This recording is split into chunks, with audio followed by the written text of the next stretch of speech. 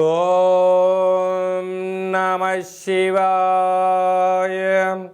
ఓం నమో నారాయణాయ. ఓం కర్మ నివారణ నరదృష్టి నివారణ కాళభైరవాయ నమో నమః.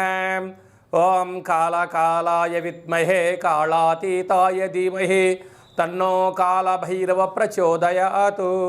హరి ఓం.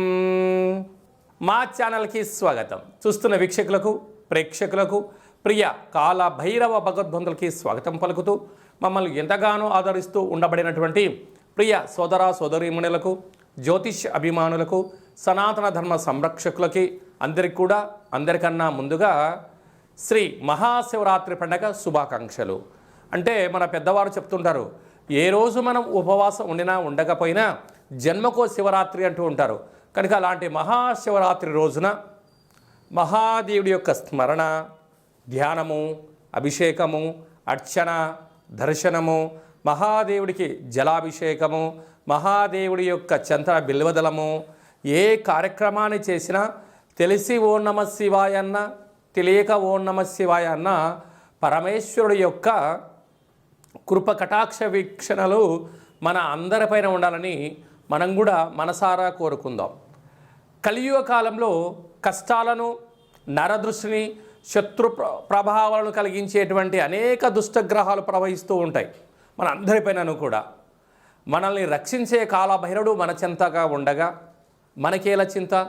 కనుక ఈ మాఘమాసంలో సంపూర్ణమైనటువంటి అసితాంగ కాళభైరవ స్వామికి స్మరణ చేత బ్రహ్మ మనకి ఏదైతే లలాట స్థానంలో రాశాడో వాటిని సంపూర్ణంగా కష్టాలను తొలగించుకొని ఐశ్వర్యప్రదాతమైనటువంటి సువర్ణ అధ్యాయానికి స్వాగతం పలకాలని మనం కూడా మనసారా కోరుకుందాం.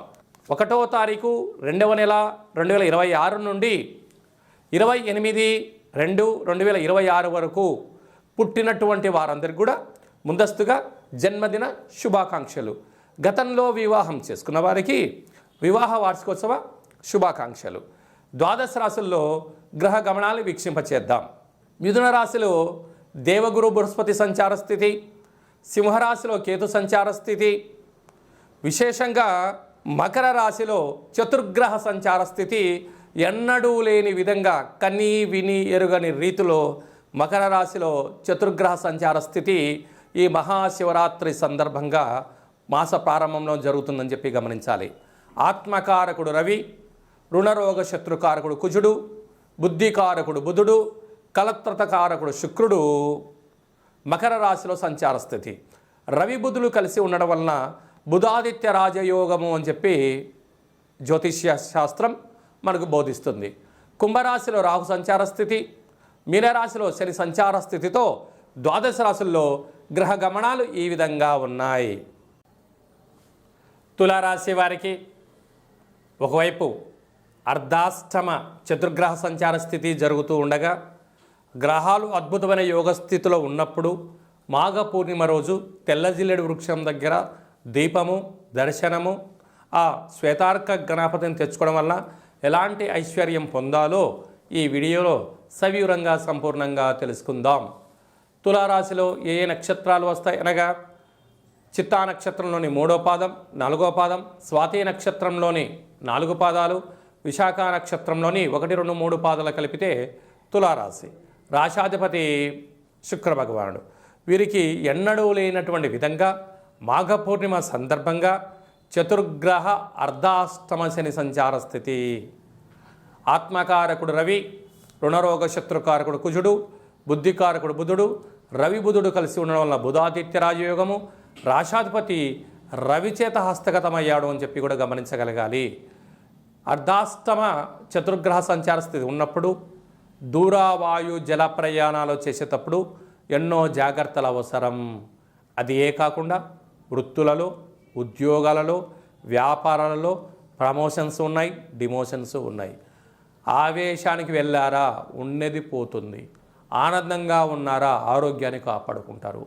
తన కోపమే తన శత్రువు, తన శాంతమే తనకు రక్ష, దయ చుట్టంబు గదరా సుమతి అన్నట్టుగా ఈ సుమతి శతకం పాఠము పద్యము తులారాశి వారికి ఆవశ్యకరం.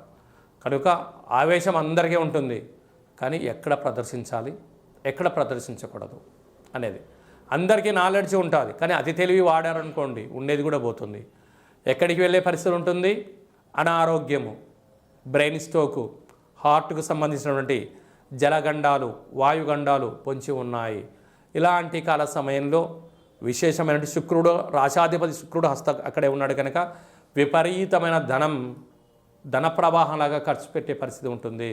కనుక ఇలాంటి కాల సమయంలో చాలా జాగ్రత్తగా ఉండాలి. బ్యాంకు లావాదేవీలు, అప్పులు, లావాదేవీలలో ఎన్నో జాగ్రత్తగా ఉండాలని చెప్పి జ్యోతిర్విజ్ఞానం తెలియజేస్తుంది.